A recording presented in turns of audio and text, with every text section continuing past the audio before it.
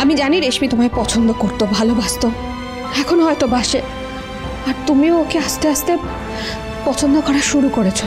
না না, তাতে আমার সত্যি কোনো অসুবিধে নেই। তোমরা যদি বলো তাহলে আমি তোমার আর রেশমির জীবন থেকে সরে যাব।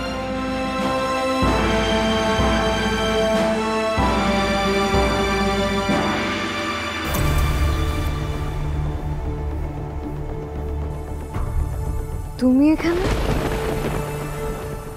অ্যাটেনশন লেডিজ অ্যান্ড জেন্টলম্যান, আমি বসু মল্লিক বাড়ির ছোট বউ ঝিনুক আজকে বিজয়া সম্মিলনী শুরু করতে চলেছি। তার আগে জোর একটা হাততালি হয়ে যাক।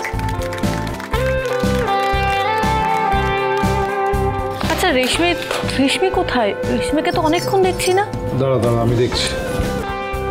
এই তো আমি চলে এসেছি, আর সাথে একজন গেস্টকে এনেছি। গেস্ট মানে কে এসছে?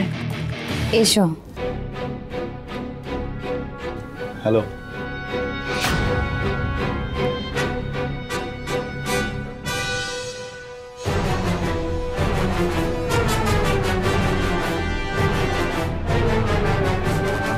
রেশমি, এতক্ষণ কোথায় ছিলে তুমি?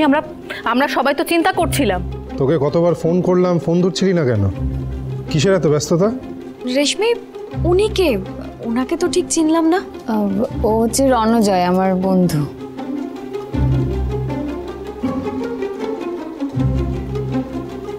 হ্যালো।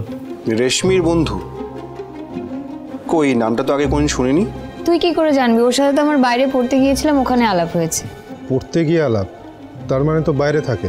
বাইরে থাকে তখন ও এখানে? আসলে ওর গাড়িটা না বাইরে আমাদের বাড়ির সামনেই খারাপ হয়ে গেছে, তাই আমি ভাবলাম যে বাড়িতে নিয়ে গিয়ে সবার সাথে একটু আলাপ করিয়ে দিই। হ্যাঁ, আসলে রেশমি আপনাদের কথা এত বলে, তাই আপনাদের সঙ্গে আলাপটা সেরে রাখার লোকটা সামলে রাখতে পারলাম না আর কি। ও ভালো, তবে বেশি লোভও খুব একটা ভালো হয় না, শুনেছি। আর ছোটবেলায় নিশ্চয়ই শুনেছো, লোভে পাপ আর পাপে সমুদ্র। সত্যি আপনাকে এখানে আলাপ করিয়ে পরিচয় করিয়ে সত্যি রেশমি খুব ভালো করেছে। আর আপনিও একটা বিশেষ দিনে আমাদের বাড়িতে এসেছে। আজ আমাদের বাড়িতে বিজয়া সম্মেলনী। এটাই আমার বৌদি রণজয়, যার কথা আমি সবসময় তোমাকে বলি। সুধাময়ী বসু মল্লিক, রাইট? আপনি আমার নাম জানেন? আরে অবশ্যই জানি, আপনি এত ফেমাস একজন বিজনেসম্যান। আর রেশমি তো আপনার কথা সারাক্ষণ বলে। একটা রিকোয়েস্ট, আমাকে প্লিজ এই আপনি আজ্ঞা করবেন না। এই আপনি বললে কিরকম পরপর লাগে, বুঝতে পারছেন তো? আরে পরপর মনে হওয়াটাই তো স্বাভাবিক, তাই না?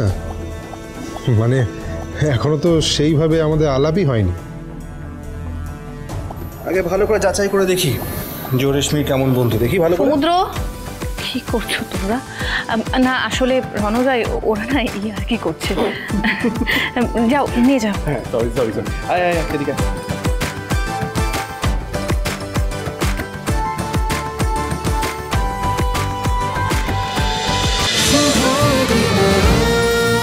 শুভ বিবাহ সোম থেকে রবি প্রতিদিন রাত 10:30টায় স্টার জলসায় ও জিও হটস্টারে।